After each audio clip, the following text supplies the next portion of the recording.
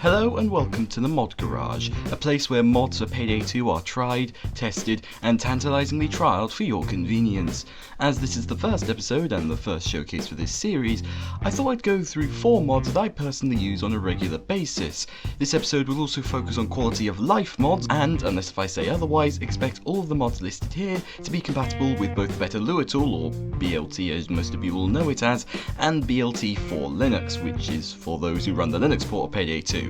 Like me. I will let you know if the mod in question requires additional tools like Beardlib or the Beardlib music module or things like that, and I'll also let you know if it uses mod overrides instead of BLT, or if it isn't compatible at all with BLT for Linux, because I may as well keep a line of compatibility here. With that out of the way, let's make our way into the garage for the very first showcase.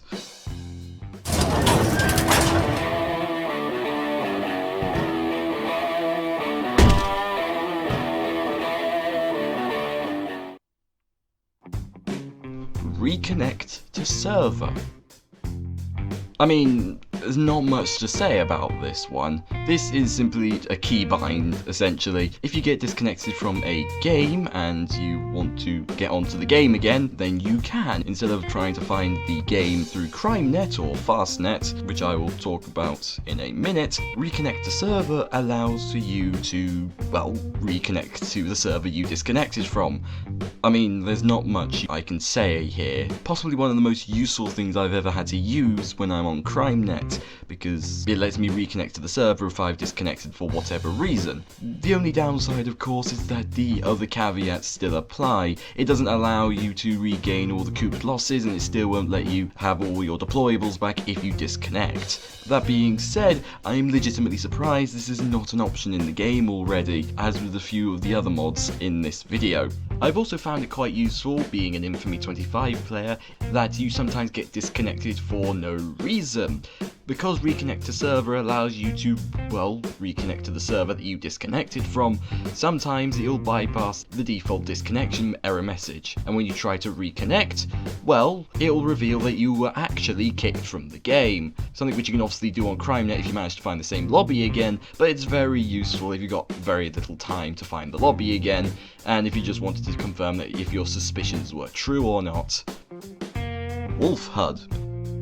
This is the HUD that I personally use because, well, I like the look of it, and I just like the fact that it gives me information that I need in a relatively clean way. It also allows me to see the other players' weapons, and it also allows me to see drill timers and timers for perks that I have in my perk deck or Inspire or things like that, which is obviously very, very, very useful. Now, I could go through every single feature of WolfHUD, but I would be here forever. I would highly recommend downloading this and giving it a try. One of the things about WolfHUD that I do like is the fact that it's incredibly customizable. If you don't want drill timers, you can turn them off. If you don't want driving HUD, which helps you see who's in your vehicle or not easier, like with Sydney HUD, which I'll probably get to reviewing at some point on this series, WolfHUD is a compilation HUD mod. The HUD is compiled of, well, mods. So when there's an update for a mod incorporated into the HUD, then chances are WolfHUD will get an update. Also Federal Inventory, I'll get to that at some point. Fastnet Standalone. Fastnet is the quicker version of CrimeNet. A lot of people don't like this mod, largely because it came from WolfHUD, and like it or not, WolfHUD has given us quite a few legitimately good ideas in its own HUD. Fastnet is one of them. What it allows for you to do is show servers from a particular set of filters. Those filters can be tweaked, and, well, Bob's your uncle, it's pretty obvious what it does after that. It shows you the name of the person hosting the heist itself, and the difficulty up to 1 down. On later versions of Fastnet Standalone, it also has options for allowing to see mutated lobbies, though fair warning controller users, this does not work properly. You have to set it to no, and you cannot join mutated lobbies through Fastnet, or it'll soft lock your game, or if you're on Windows, it'll very likely crash your game. Steam inventory in lobby. This is another quality of life tweak, I suppose, that is not in the game yet.